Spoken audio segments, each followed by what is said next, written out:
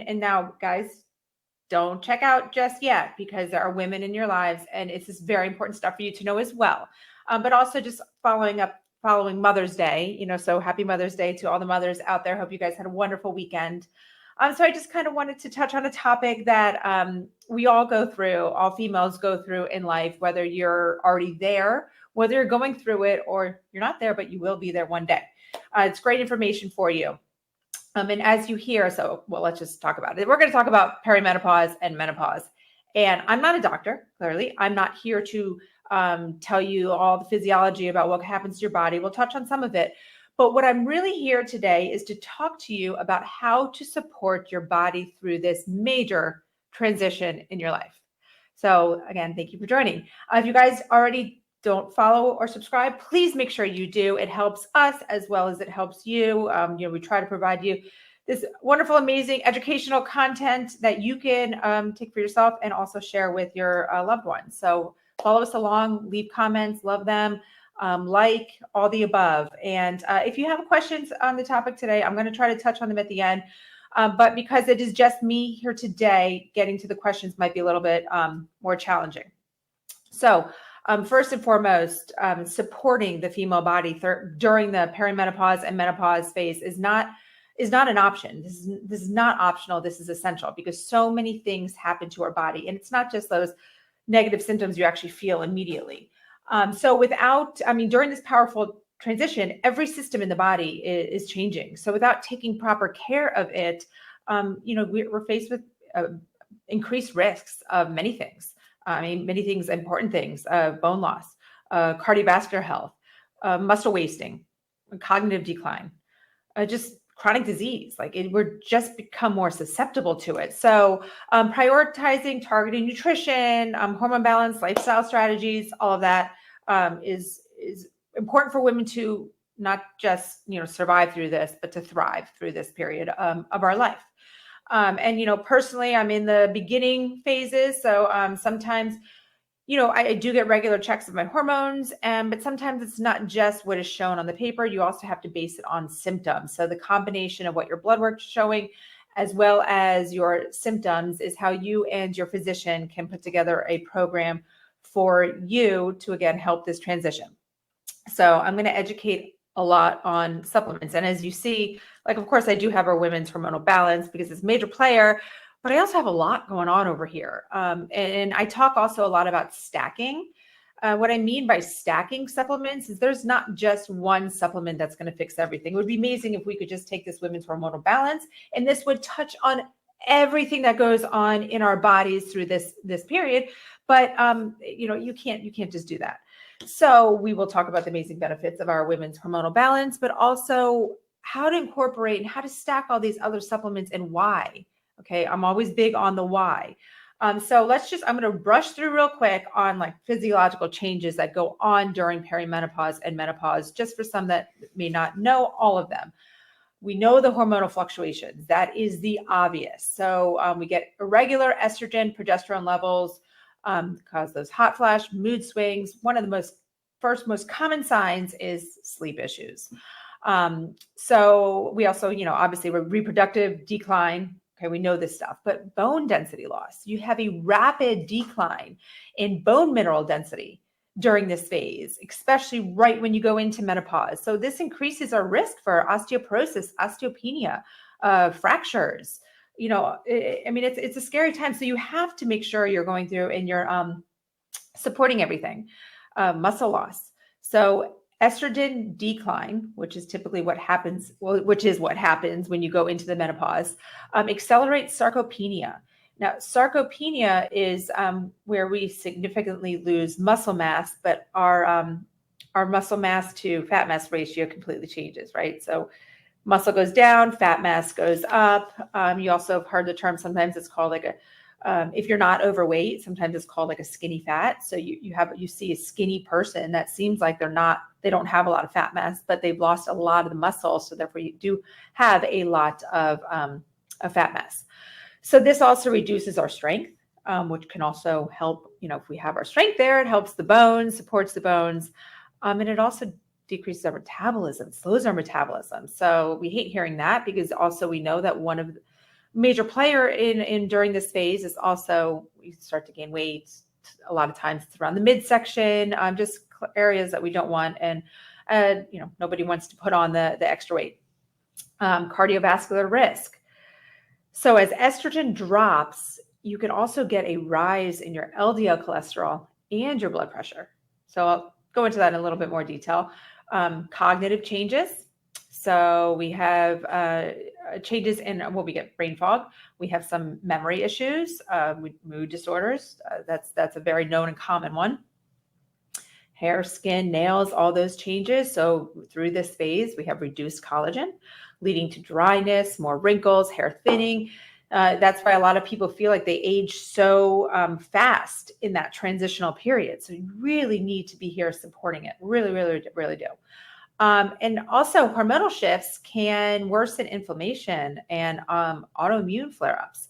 So these are very big deals. We know chronic inflammation is one of the root causes for almost all disease. So if we have this inflammation that's silently in there, maybe you don't feel it, you don't know what's going on, and then these hormonal shifts that worsen that inflammation, it can cause so many unwanted things in our body. I just have a question here. What about if you've had a hysterectomy? This goes for you too, because your body went through abrupt changes with all of this. So all of this stuff is happening, or happened at a very fast pace. So you're still going to get everything with the decreased bone density and the collagen and the increased cardiovascular risk and a decrease in muscle mass, all of that. So this pertains to you 100%. Okay, so let's go through and talk about the importance of supporting lean muscle mass and bone health, because these are really big, major players or major risk factors that go on during this phase. So again, we lose that muscle and we also lose the estrogen that basically protects our bones. So the goal is to start with muscle loss, prevent this extreme rapid muscle loss. And I talk about this a lot with how we in general lose muscle loss. For women, because we're speaking specifically on women, we lose about 3 to 8% of muscle mass per decade. This starts when you're 30. So you typically enter the perimenopause, menopause phase, maybe late 40s, 50s, could go on for a very long time, but you've already lost a good amount of muscle mass just from there, especially if you're not working to maintain it, to keep it there. And then we have this accelerated decline that happens during menopause. So if you are not supporting your body properly, this accelerated decline is going to be so fast that you've got to work extra hard. It doesn't mean that this has to happen. You just have to work so hard to prevent it from happening. So problems with this, I talked about reduced metabolism, easier to gain weight. We have decreased strength, which affects our balance, affects our mobility, greater risk of falls and injury. Combine that with weaker, brittle bones, right? Big deal, big deal. So we got to maintain that muscle mass. I'm going to start to kind of pull out little things as I'm talking about them, ways to do this. So specifically for lean muscle mass, because we have our essential aminos. Now, again, I'm going to start just stacking. Okay, so take notes. You'll always have this though, this training. So bookmark it so you can make sure you go back to it. Okay, so we have our essential aminos, the building blocks of protein. A must. 1 to 3 times a day. Okay, I personally right now I'm taking them 2 times a day. And then also our protein powders. Okay, now these are not a must, right? Because it's protein. We can get protein from our diet, but it's very hard to get the right amount of protein. It's very hard to get enough protein from our diet without maybe increasing the calories, or sometimes you feel like you're force feeding yourself. Oh, I need more chicken. So it's easy to make a high quality, delicious smoothie that offers you 20 grams of protein for 100 calories. So you're not at risk for going over that. Say you did this, made 2 shakes as your snacks in between meals, like a day. That's just 200 calories and 40 grams of protein. You are well on your way to reaching your protein goals. So again, supplements to a healthy and balanced diet, these will help you reach your protein goals. Okay, so those are big ones there for lean muscle mass. And then we talked about the protecting bone density. Big deal, because we want to prevent osteopenia, osteoporosis. the estrogen that we have in our bodies is it protects our bone. It helps with bone remodeling. It prevents that breakdown. But when we lose that estrogen, our bones are not as protective, and the breakdown happens pretty fast. So it says during and after menopause, women can lose up to 20% of bone density in the first 5 to 7 years. I mean, like scary, scary numbers here. So if you're not doing what you need to do to prevent this, guys, you are at serious risk. So what can we do? Okay, we can support our bone with nutrients like our vitamin D3, K2. Non-negotiable here. You have to be taking this. Everybody has to be taking this. And know your numbers. This is a very easy test from your doctor. It's a very mainstream test. I think every doctor is now doing it.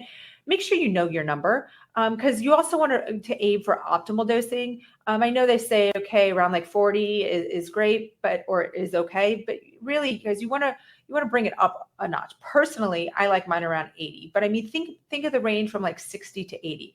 So know your number and dose this accordingly. So one capsule is 2,000 international units.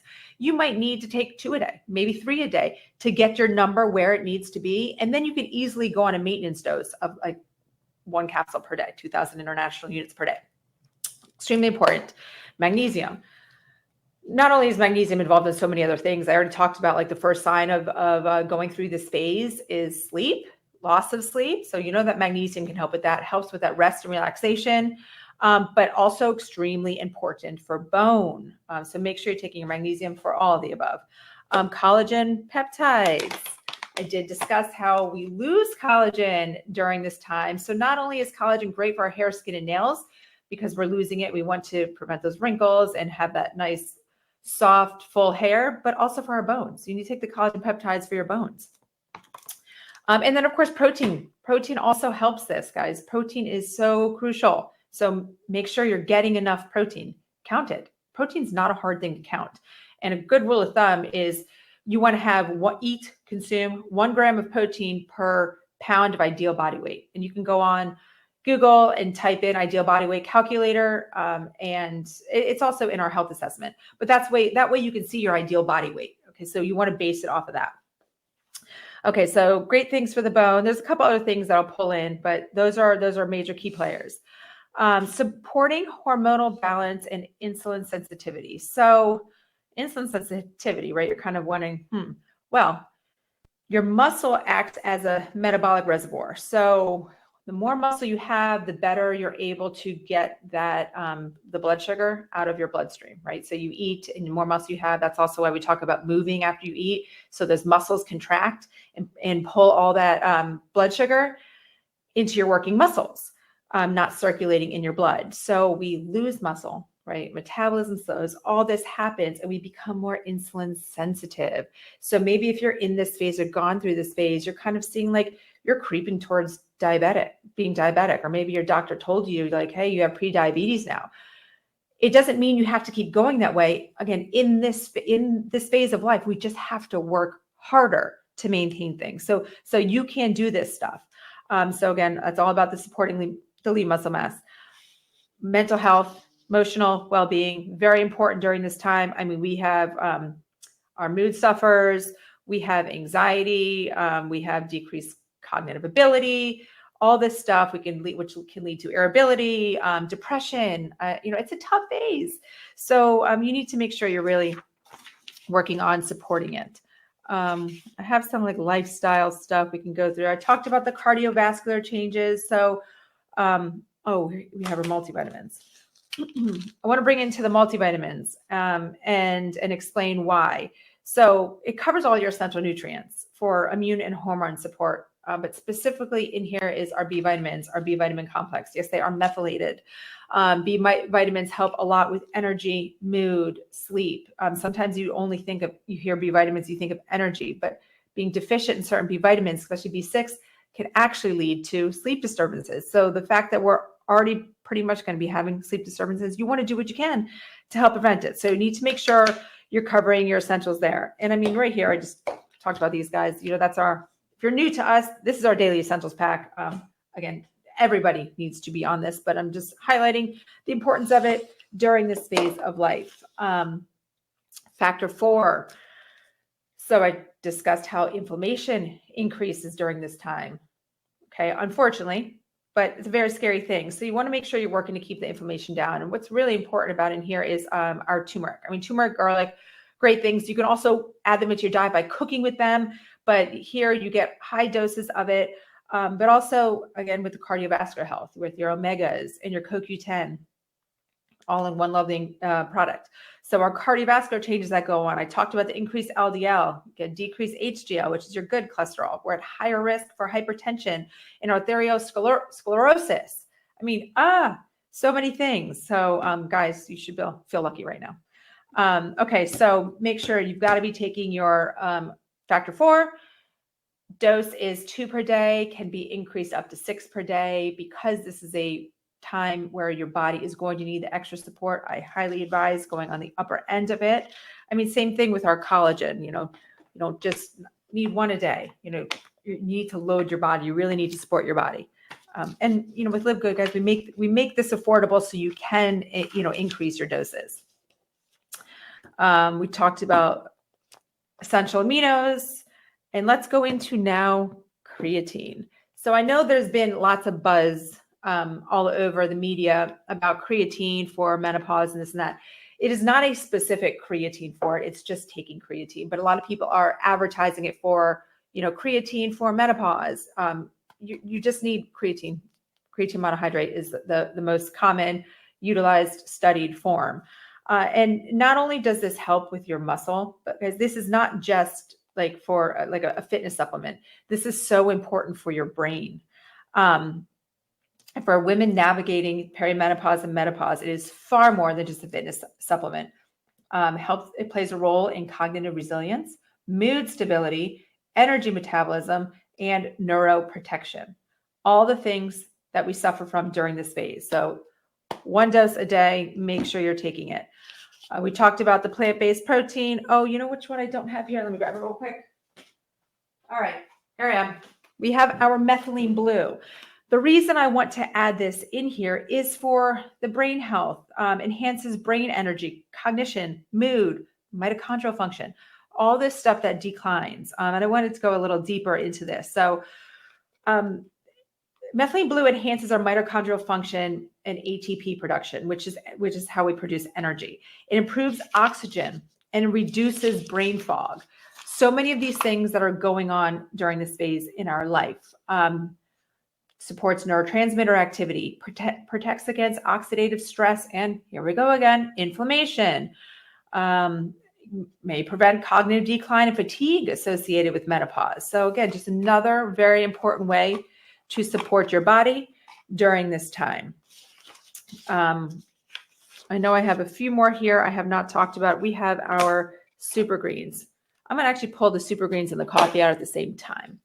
So the reason I have these two at the same time is because they have adaptogens in them. Super greens, specifically ashwagandha, and our coffee specifically. All right, I cannot tell if I'm back. If I'm back and you guys can hear me, can someone give me a 1? You guys hear? Oh, we see. Okay. Thank you, Jenny. You see me now. I don't even know where it went off. But I'm just going to go back to starting with the super greens and the coffee. And the reason why I have these is for the adaptogens in them.